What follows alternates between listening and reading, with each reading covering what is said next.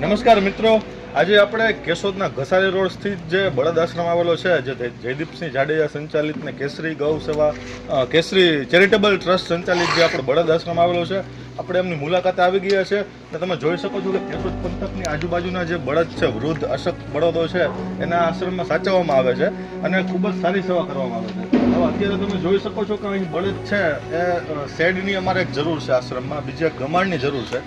તો દાતાશ્રીઓ જે છે એમને વિનંતી કરીશ કે આ સંસ્થા છે ખરેખર ખૂબ જ સારી સેવા કરે છે. બળદ જે વૃદ્ધ બળદ છે એમની ખૂબ સારી સેવા કરે છે. એટલે જો કોઈ દાન આપવા ઈચ્છતા હો તો સ્ક્રીન ઉપર નંબર આપેલા છે, એમાં સંપર્ક કરજો. અને તમે જોઈ શકો છો વૃદ્ધ બળદ જે છે, અત્યારે કેવું છે કે ખેડૂતો છોડી મૂકે છે જે બળદને, તે વૃદ્ધ બળદો હોય છે તેને આ સંસ્થા દ્વારા સાચવવામાં આવે છે અને ખૂબ જ સારી રીતે સાચવવામાં આવે છે. હોસ્પિટાલિટીની જરૂર હોય ત્યારે ડૉક્ટર પણ આમાં હાજર હોય છે. બીજું કે કેશોદની આજુબાજુમાં એક કોઈ એવી સંસ્થાઓ નથી જે